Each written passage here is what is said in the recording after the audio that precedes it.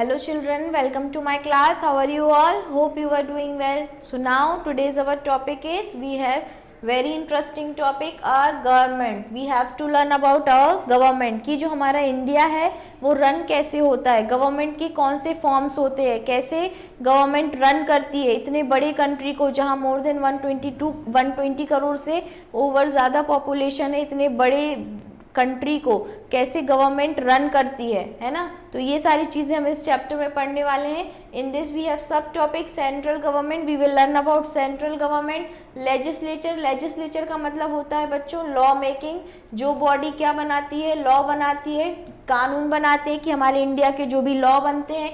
Execute, अब law बन गए वो उसे एग्जीक्यूट करना कि उसे इम्प्लीमेंट करना कि अब इन रूल्स को फॉलो करना है, वो होगा एग्जीक्यूटिव। जुडिशरी, जुडिशरी कैसे, तो दीज सब topics are interlinked, legislature, executive and judiciary. कि लॉ बन गया, फिर लॉ को एग्जीक्यूट कैसे करना है, लॉ एग्जीक्यूट करने के बाद अगर किसी ने उस लॉ को फॉलो नहीं किया तो उसकी क्या सजा है, तो that will be in the part of judiciary. ठीक है। Now is areas of governance, governance के कौन कौन से एरिया होते हैं। Elections, what are about the elections, elections India में कैसे होते हैं। Now the first one is parliament of India, है ना, ये पार्लियामेंट है बच्चों जो कहाँ पे है, न्यू दिल्ली में है। Now next is, next picture में क्या है इसको भी आइडेंटिफाई करना है। So next is our Rashtrapati Bhavan. क्या है राष्ट्रपति भवन का क्या मतलब होता है, जहां पे इंडिया के प्रेसिडेंट रहते हैं बच्चों, that is called Rashtrapati Bhavan. Now India is a democratic country, सबसे पहले ये समझने की बात है। देखो बच्चों ये बहुत ही, अगर इसको अच्छे से नहीं समझोगे तो ये चैप्टर बहुत टफ रहेगा आपके लिए, लेकिन अगर बहुत ही फोकस्ड होके एक बार थॉरोली चैप्टर को रीड करके फिर इसको समझोगे तो आपको अच्छे से समझ में आएगा कि हमारा इंडिया रन कैसे होता है, चलता कैसे है। इतना 120 करोड़ से ऊपर ज्यादा जो पॉपुलेशन है, इतनी ज्यादा पॉपुलेशन को कैसे एक कोई बॉडी गवर्न करके इसको अच्छे से चला रही है। तो उसका सबसे पहले जो एग्जांपल है वो है डेमोक्रेटिक कंट्री की, जो हमारा इंडिया है वो कैसा है बच्चों, डेमोक्रेटिक कंट्री। अच्छा यहाँ डेमोक्रेटिक लिखा है, इसका क्या मतलब है, तो पहले क्या होता था बच्चों, आप लोगों ने पढ़ा होगा कि किंग्स और क्वीन का रूल चलता था, है ना, राजा महाराजा सबसे बड़े होते थे, उन्होंने जो रूल्स बना दिए पूरी जो जनता होती थी उसको वो फॉलो करने होते थे, है ना। तो वो मोनार्की सिस्टम था कि वहां पे राजा एक हेड होता था और उसी का सब कुछ, सारे रूल्स रेगुलेशंस उसके थ्रू चलते थे। डेमोक्रेटिक कंट्री का मतलब ये होता है बच्चों कि जो रूल है, जो भी रूल बनता है वो उसमें इनडायरेक्टली पार्टिसिपेशन किसका होता है, पीपल ऑफ इंडिया, हमारे लोगों का पार्टिसिपेशन होता है और रूल भी हमारे वेलफेयर के लिए बनता है। पहले जो रूल्स बनते थे मोनार्की सिस्टम में, उनमें कुछ ना कुछ बेनिफिशियरी जो रहता था वो किसका रहता था, किंग या क्वीन का रहता था। But in the democratic system जो भी बेनिफिट रहेगा वो किसका रहेगा, people of our India. So it has a parliamentary system of government, हमारे यहाँ पार्लियामेंट्री सिस्टम होता है। To United Kingdom, parliamentary system of government similar to United Kingdom, जैसे कि यूके, यूनाइटेड किंगडम में जो पार्लियामेंट्री सिस्टम फॉलो होता है वही हमारे इंडिया में भी फॉलो होता है। और जैसे कि like the United state, India has a federal structure of government in which the constitution divides the power between the central and the state government. तो हम इसमें दो चीजों की बात हो रही है बच्चों, यहाँ यूके, तो यूके से हमने क्या लिया है, यूके से हमने लिया है कि हमें अपने यहाँ कौन सा सिस्टम रखना है, parliamentary form of government, parliaments बना के, हमें हाउसेस बना के इस तरीके से हमें गवर्न करना है। नेक्स्ट इज यूएस, कि यूएसए से हमने क्या लिया है, तो यूएसए से हमने लिया है बच्चों फेडरल स्ट्रक्चर। फेडरल का मतलब क्या होता है कि जितनी भी पावर है वो किसी एक हाथों में ना रहे, उसको क्या कर दे, हम सब डिवाइड कर दें, है ना, पावर को डिवाइड कर दें कि एक पावर सेंट्रल के पास है, कुछ पावर स्टेट के पास है ना। तो इस तरीके से हमने पावर को क्या कर दिया, डिवाइड कर दिया। अगर हम पावर को डिवाइड कर देते हैं तो क्या होता है बच्चों, किसी भी कंट्री में डिक्टेटरशिप नहीं हो पाता। डिक्टेटरशिप क्या होता है अब, तो डिक्टेटरशिप मतलब जैसे कि हिटलर या कोई तानाशाह, ऐसा राजा आ गया जो सनकी है और उसने अपने हिसाब से रूल्स बना दिए और जिससे पूरी जो पॉपुलेशन है इंडिया की, वो जितने भी पीपल्स है इंडिया के, वो परेशान हो रहे हैं। इस तरीके का सिस्टम आ गया तो वो डिक्टेटरशिप है। बट यहाँ पे अगर हमने फेडरल फेडरल सिस्टम में पावर को डिवाइड कर दिया कि किसी एक इंसान के पास सारी पावर है ही नहीं, तो डिक्टेटरशिप कभी आ ही नहीं पाएगी। तो हम क्या सिस्टम फॉलो करते हैं? Federal system. और कि कुछ पावर सेंट्रल के पास होती है और कुछ पावर स्टेट्स के पास होती है। तो how many states are there in India? So there are 28 states and 8 union territories. 28 states हैं और 8 यूटीज हैं। तो जो पावर है वो एक पूरी सेंट्रल पूरे इंडिया के पास भी है और फिर एक पावर हर एक अपने अपने स्टेट्स के पास भी है। यही सिस्टम यूएसए भी फॉलो करता है और इसे हम क्या बोलते हैं बच्चों? फेडरल सिस्टम बोलते हैं। So Indian constitution came into effect on 26 जनवरी 1950। जो कॉन्स्टिट्यूशन है, हम लोग इंडिपेंडेंस आजाद कब हो गए थे? 1947 15 अगस्त को। लेकिन हमारे यहाँ कॉन्स्टिट्यूशन इंप्लीमेंट कब हुआ? कब से हम लोगों ने कॉन्स्टिट्यूशन के अकॉर्डिंग इंडिया को चलाना शुरू किया? तो 26 जनवरी 1950। और इसी डे को हम एज अ किस तरीके से सेलिब्रेट करते हैं? National festival. नेशनल फेस्टिवल कौन सा? Republic day. 26 जनवरी को एवरी ईयर हम सेलिब्रेट करते हैं। Now central government, we will learn about the central government. So the government of India or the central government is the governing authority of the country which governs it as per the constitution of India. अब जो central government है जिसके ऊपर पूरे देश की जिम्मेदारी है कि पूरे देश के जितने भी लोग हैं सबके वेलफेयर के लिए काम करे, वो है सेंट्रल गवर्नमेंट। ठीक है, तो अब जो सेंट्रल गवर्नमेंट है, सेंट्रल गवर्नमेंट भी ऐसा नहीं है कि वो अपने हिसाब से कोई भी रूल बना दे, उसको भी किसके अंदर रह के काम करना पड़ता है? Constitution of India. इंडिया का जो कॉन्स्टिट्यूशन लिखा गया है उस रूल ऑफ लॉ बुक कह सकते हैं हम उसे, जिसमें सारे रूल्स मेंशन है, उसके अकॉर्डिंग रहकर ही उनको काम करना रहता है। Official name of Indian government is union government of India. Indian government का ऑफिशियल नेम क्या है? Union government of India. So the government carries out its function from new Delhi. जितने भी गवर्नमेंट के फंक्शंस होते हैं, बड़े बड़े गवर्नमेंट के ऑफिसेज होते हैं, वो कहाँ है? न्यू दिल्ली। अब बच्चों क्यों है न्यू दिल्ली में? बिकॉज न्यू दिल्ली क्या है? नेशनल कैपिटल है। हमारे पूरे इंडिया का कैपिटल क्या है? न्यू दिल्ली है। So the capital city of nation. The entire Republic of India comprises 3 distinctive branches that are as follows. अब जो हमारा इंडिया है रिपब्लिक डे की तरह मनाते हैं, कॉन्स्टिट्यूशन क्योंकि यहाँ फॉलो होता है, तो इसको 3 पार्ट्स में डिवाइड कर दिया। सबसे फर्स्ट पार्ट है लेजिस्लेचर। लेजिस्लेचर का मतलब होता है वो बॉडी जो मेकिंग लॉज, जो लॉ बनाए। Next is executive. एग्जीक्यूटिव का मतलब होता है इम्प्लीमेंटिंग लॉ, कि कानून बन गया। जैसे कि हमारे स्कूल है, इसको हम अपनी स्कूल से समझते हैं। अच्छे से ध्यान देना बच्चों, हमारा स्कूल है। अब स्कूल में हमारा लेजिस्लेचर कौन हो गया? प्रिंसिपल। क्यों? क्योंकि स्कूल में कोई भी रूल बनाने हैं तो वो कौन बनाती है? प्रिंसिपल बनाती है। अब जो एग्जीक्यूटिव है, एग्जीक्यूटिव कौन हो गए बच्चों? एग्जीक्यूटिव हो गए हमारे टीचर्स, कि वो रूल्स सब लोग सारे बच्चे ठीक से फॉलो करें, वो कौन देख रहे हैं? टीचर्स देख रहे हैं। अब नेक्स्ट इज जुडिशरी। जुडिशरी कौन होगा? तो जुडिशरी पावर हमारे स्कूल में किसके पास है? कि अगर किसी ने कोई रूल फॉलो नहीं किया तो सबसे पहले उसे कौन पनिश कर देता है? या तो टीचर पनिश कर देती है, और अगर टीचर से भी मामला नहीं संभला तो प्रिंसिपल के पास जाते हैं, तो प्रिंसिपल उसे करती है। तो वहां पे जुडिशरी दोनों हो गए। लेकिन हमारे यहाँ जुडिशरी क्या है? कोर्ट्स हैं। सुप्रीम कोर्ट ऑफ इंडिया सबसे बड़ा जो है हमारे यहाँ, वो कौन है? Supreme court of India. ठीक है, जो क्या करता है? कॉन्स्टिट्यूशन को प्रोटेक्ट करता है कि कोई भी कॉन्स्टिट्यूशन का क्या ना करे? मिसयूज ना करे। ठीक है, so the judiciary is interpreting laws. मतलब अगर किसी ने कोई गलती की है तो उसकी जिम्मेदारी जुडिशरी की है सजा देने की। कहते हैं ना कि कोई भी आम जनता है, सपोज दैट उसके अंदर हमने ये पावर दे दी जुडिशरी की कि भाई ये रूल्स बना दिए हैं और अगर अब ये लोग फॉलो नहीं कर रहे तो आप ही सजा दो, तो कितना ज्यादा प्रॉब्लम्स हो जाएगी कंट्री में। इसलिए जुडिशरी बॉडी हमारे यहाँ अलग है। Now democracy is a political system in which people elect their representative for a certain period to look after the affairs of the state. Democracy एक political system है जिसमें जो लोग हैं, वहां के लोग हैं, वो ही उन पीपल्स को चुनते हैं कि, और वो एक लिमिटेड पीरियड के लिए, कि वो उस पर्टिकुलर स्टेट के जो भी प्रॉब्लम से उनको सॉल्व कर सके। इसलिए ऐसे ही सेंट्रल के जो भी प्रॉब्लम से उसे सॉल्व कर सके। तो जो भी गवर्नमेंट है बच्चों, वो ऐसा नहीं होता ना कि 50 साल के लिए बन गई, हर 5 साल में इलेक्शन होके गवर्नमेंट बदल जाती है ना। तो वो किसके पास है? वो पावर हमारे पास है। Now next is legislature. We will learn about the legislature, the Parliament of India. India का Parliament. So the branch of Indian government is commonly known as Parliament, consisting of the President of India. Parliament का मतलब क्या है? Parliament में आते हैं सबसे पहले इंडिया के प्रेसिडेंट, और फिर आती है राज्यसभा जिसे हम अपर हाउस बोलते हैं या काउंसिल ऑफ स्टेट भी बोलते हैं।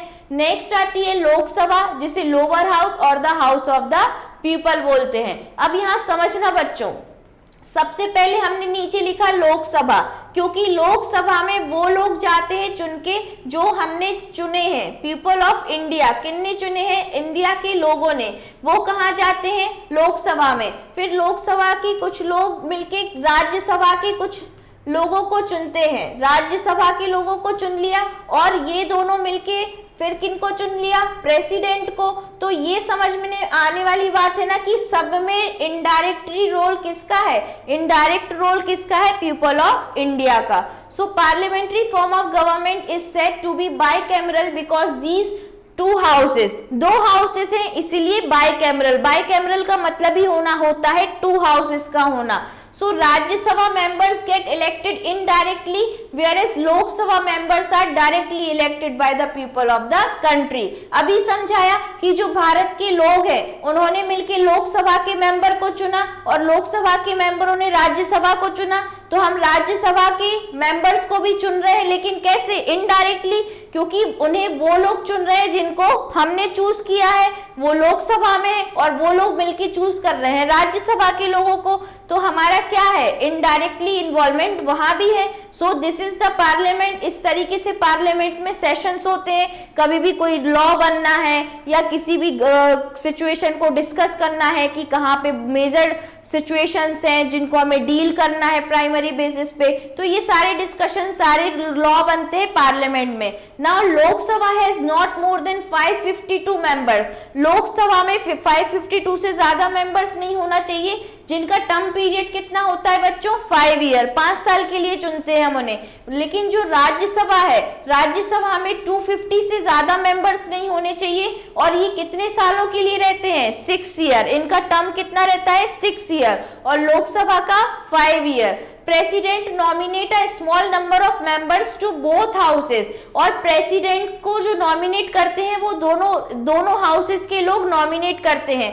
Prime minister is chosen by the majority party और coalition in the Lok Sabha and then formally appointed by the president. अब जो है प्राइम मिनिस्टर कैसे बनते हैं? प्रेजेंट प्राइम मिनिस्टर कौन है? नरेंद्र मोदी जी हैं। तो अब वो उनको कैसे चूज किया गया? तो जो लोकसभा है, लोकसभा के लोगों को हमने चुना, और लोकसभा में जो ज्यादा गवर्नमेंट वाले लोग, मतलब सपोज दैट बीजेपी है ना, बीजेपी वाली पार्टी को हमने ज्यादा लोग लोकसभा में पहुंच गए, तो मेजॉरिटी बीजेपी की हो गई। तो जो प्राइम मिनिस्टर बनेंगे वो कौन बनेंगे? उस पार्टी का ही मेंबर बनेगा। ठीक है। Now executive power is exercised by the council of minister और cabinet which is selected and led by the prime minister. अब काउंसिल ऑफ मिनिस्टर क्या होती है बच्चों? हर एक मिनिस्ट्री होती है। एक को वाटर डिपार्टमेंट दे दिया, थर्मल पावर दे दिया जहां से इलेक्ट्रिसिटी प्रोड्यूस हो, किसी को एजुकेशन डिपार्टमेंट दे दिया। तो ऐसी इतनी बड़ी बड़ी मिनिस्ट्री एक एक मिनिस्टर संभालता है, और उन मिनिस्टर्स को कौन संभालता है? प्राइम मिनिस्टर संभालते हैं। तो ये पूरे काउंसिल ऑफ मिनिस्टर बोला जाता है। Minimum age to qualify for election to the Lok Sabha is 25 years. मतलब आप भी कोई भी लोकसभा के इलेक्शंस में खड़ा हो सकता है, लेकिन उसकी मिनिमम एज 25 साल होनी चाहिए। Now president can dissolve the Lok Sabha on the advice of prime minister. अब कभी ऐसा लग रहा है कि लोकसभा में लोग जो हैं वो बहुत ज्यादा ऐसी बातें कर रहे हैं जो कि सही नहीं है, या गलत तरीके का उपयोग कर रहे हैं, मारपीट कर रहे हैं, कुछ भी कर रहे हैं। तो ऐसी सिचुएशन में क्या होता है बच्चों? प्राइम मिनिस्टर प्रेसिडेंट को बोलते हैं कि अब इसको डिसॉल्व कर दो, मतलब इसके आगे लोकसभा में कोई भी सेशन नहीं होंगे। तो प्रेसिडेंट के पास ये अथॉरिटी होती है कि चाहे वो लोकसभा है उसको डिसॉल्व कर देना, कि अब उसके आगे कोई भी मैटर नहीं सुने जाएंगे। Now this is the parliament of India जो न्यू दिल्ली में है। The presiding officer of Lok Sabha is the speaker. Speaker कौन होगा? अब देखो बच्चों, इस पिक्चर में जो यहाँ पे बैठे हैं तो कौन है? ये स्पीकर है। जो ऑफिसर जो यहाँ पे मेन है, जो सारी बातें सुन रहे हैं, वो कौन है? इसको हम बोलते हैं प्रिसाइडिंग ऑफिसर को स्पीकर बोलते हैं। Now next is election to the Lok Sabha are held at least every 5 year. हर 5 साल में लोकसभा के इलेक्शन होते हैं। If there is a vote of no confidence in the prime minister government, the president must call for new election. अब अगर ऐसा हो गया बच्चों कि एक लोकसभा के यहाँ पे 10 लोगों को चुनना था लोकसभा के, ठीक है।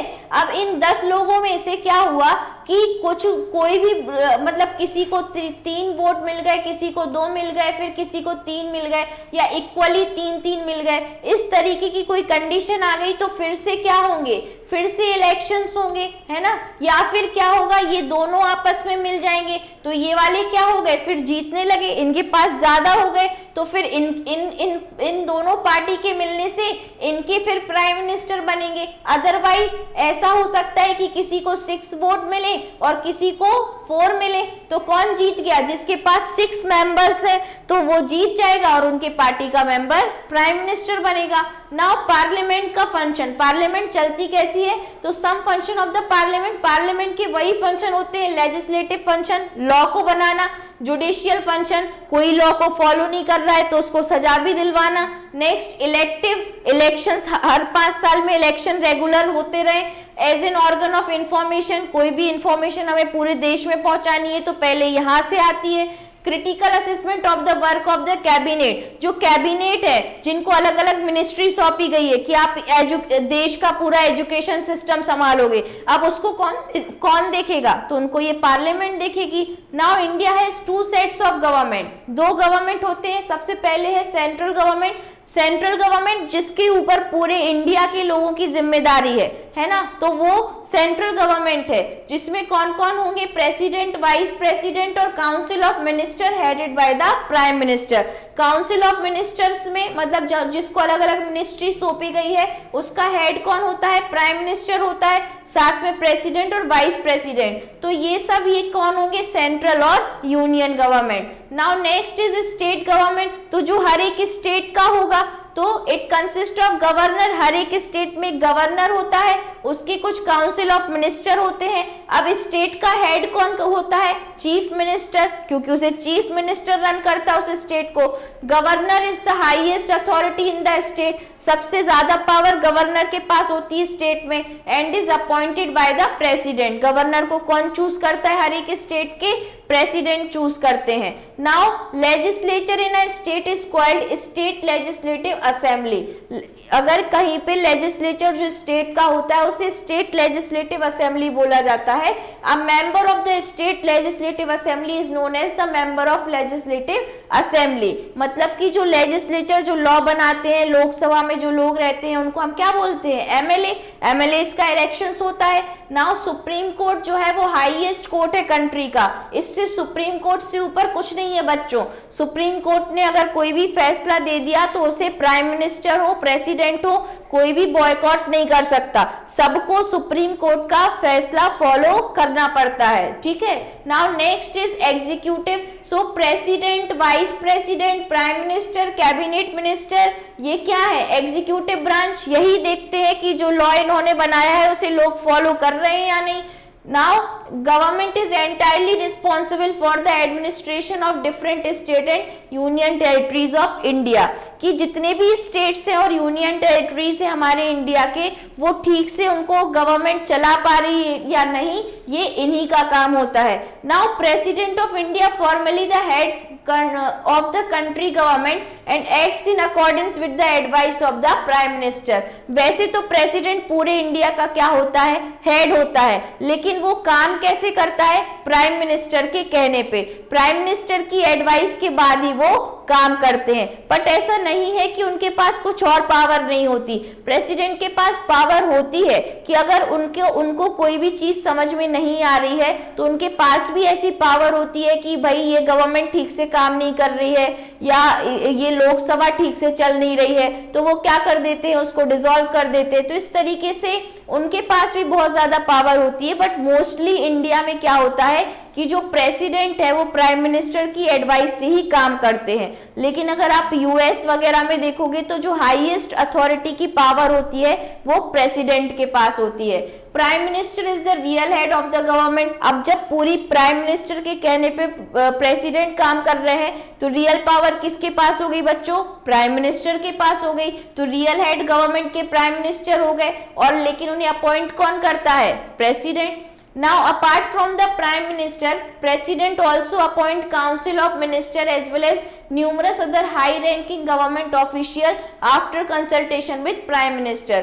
अब जो है प्रेसिडेंट जो है अलग अलग काउंसिल ऑफ मिनिस्टर्स को भी अपॉइंट करते हैं कि भाई आपको एजुकेशन का काम देखना है, आपको ट्रांसपोर्टेशन का देखना है, जितनी भी रोड्स वगैरह है वो बनेगी, आपको सिक्योरिटी का देखना है ना, जैसे राजनाथ सिंह है, आपको फाइनेंस देखना है, निर्मला सीतारमन जी है तो फाइनेंस के लिए राजनाथ सिंह की पूरी आर्मी है, वो आपके अंडर कंट्रोल है। तो ऐसे अलग अलग मिनिस्ट्री दी जाती है ना, तो इसी तरीके से उन काउंसिल ऑफ मिनिस्टर्स को और हाई गवर्नमेंट ऑफिशियल्स को कौन अपॉइंट करते हैं? प्रेसिडेंट। लेकिन किसके सजेशन पे? प्राइम मिनिस्टर के सजेशन पे। Now president is the commander in chief of the Indian armed forces. जितनी भी हमारी इंडिया की आर्म फोर्स है उनके सबसे बड़े चीफ कौन होते हैं? प्रेसिडेंट होते हैं। Vice president who occupy the second rank in the government hierarchy after the president is wasted with legislative power and act as a Rajya Sabha chairperson. तो सबसे पहले हमारे यहाँ प्रेसिडेंट हो गए ना बच्चों। नाउ प्रेसिडेंट के बाद हमारे यहाँ वाइस प्रेसिडेंट भी होते हैं, और जो वाइस प्रेसिडेंट होते हैं वही क्या होते हैं? राज्यसभा के हेड होते हैं। क्या होते हैं? राज्यसभा के हेड होते हैं। ठीक है। Now, Vice President can work as an acting President of India in case of resignation, removal और death of the President। अब क्या हुआ? कभी किसी प्रेसिडेंट की सडन डेथ हो गई, अचानक से डेथ हो गई, ठीक है, या फिर कभी किसी प्रेसिडेंट ने रेजिग्नेशन दे दिया कि भाई अब मैं नहीं कर सकता ये जॉब, उन्हें रिजाइन कर दिया अपनी पोस्ट से, या फिर उनको निकाल दिया गया किसी भी तरीके से, उन पे कुछ एलिगेशंस लग गए जिसके कारण वो सुटेबल नहीं रहे उस पोस्ट के लिए, तो उस केस में फिर प्रेसिडेंट का काम कौन करते हैं? वाइस प्रेसिडेंट करते हैं। और मैक्सिमम टेन्योर होता है प्रेसिडेंट का, और वो कितने समय तक कर सकते हैं ऐसा? प्रेसिडेंट की जगह वाइस प्रेसिडेंट काम 6 मंथ तक। नाउ प्रेजेंट प्रेसिडेंट कौन है हमारी बच्चों? द्रौपदी मुर्मू है। ठीक है, द्रौपदी मुर्मू। नाउ द्रौपदी मुर्मू के बाद judiciary, we will learn about judiciary. So the judiciary is the system of courts that interpret and apply all the law. सारे लॉ ठीक से फॉलो हो रहे हैं या नहीं, ये जुडिशरी ने देखा। It is the headed by the supreme court of India. इनका सबसे बड़ा हेड कौन होगा? Supreme court of India. और उसमें 24 हाई कोर्ट्स उनके अंदर आते हैं जो हर एक स्टेट के लेवल पे है। क्रिमिनल कोर्ट होते हैं, सिविल कोर्ट्स होते हैं। अब बच्चों डिफरेंस क्या है क्रिमिनल और सिविल? तो जो सिविल कोर्ट होते हैं उनमें जो भी प्रॉपर्टी से रिलेटेड रूल्स होते हैं ये सिविल कोर्ट में आता है। ठीक है, प्रॉपर्टी से रिलेटेड जो भी होगा वो कहाँ आएगा बच्चों? सिविल कोर्ट में आएगा। लेकिन जो भी क्रिमिनल केसेस हैं वो क्रिमिनल कोर्ट में जाएंगे। Supreme court is headed by the chief justice who is appointed by the president on the advice of the prime minister. जो सुप्रीम कोर्ट है उसको कौन हेड करता है? चीफ जस्टिस हेड करता है ना। सुप्रीम कोर्ट में चीफ जस्टिस सबसे बड़े होते हैं जो उसे सुप्रीम कोर्ट को संभाल रहे होते हैं, लेकिन उन्हें अपॉइंट कौन करता है? प्रेसिडेंट अपॉइंट करता है। लेकिन प्रेसिडेंट क्या खुद से अपॉइंट करते हैं? नो, वो किसकी एडवाइस लेते हैं? प्राइम मिनिस्टर की एडवाइस लेते हैं। Now areas of governance. So India consist of 28 states. 28 states हैं और 8 क्या है? यूनियन टेरिटरीज हैं, इंक्लूडिंग 1 नेशनल कैपिटल। इंडिया की नेशनल कैपिटल क्या है? दिल्ली है। So state government are organised in much the same way in the central government. जैसे सेंट्रल गवर्नमेंट ऑर्गेनाइज्ड है ऐसे स्टेट गवर्नमेंट भी ऑर्गेनाइज्ड है। Constitution gives the states control over certain areas. जो स्टेट का कंट्रोल होता है वो किस किस पे होता है? पब्लिक की हेल्थ पे, उस स्टेट की पब्लिक की हेल्थ पे। टैक्स, उस स्टेट का टैक्स ले सकते हैं। एग्रीकल्चर प्रोडक्शन देख सकते हैं। लोकल गवर्नमेंट ठीक से रन कर रही है विलेज एरिया वगैरह में, वो भी स्टेट के पास अथॉरिटी होती है।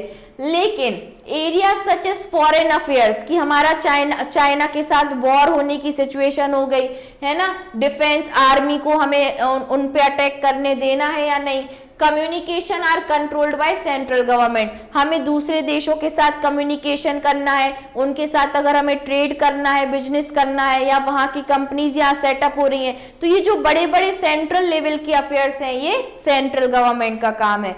देयर आर अदर एरियाज जैसे कि क्रिमिनल लॉ, मैरिज और एजुकेशन है ना, कोई क्रिमिनल्स के लिए लॉ बनाना है, मैरिज में कोई लॉ बनाना है, जैसे कि अभी 3 तलाक मुस्लिम का चल रहा था कि 3 तलाक देने पे उनका तलाक हो जाता था मुस्लिम वुमन का, उस ऐसे बड़े बड़े कानून बनाने हैं on which both the central and state government में पास लॉ।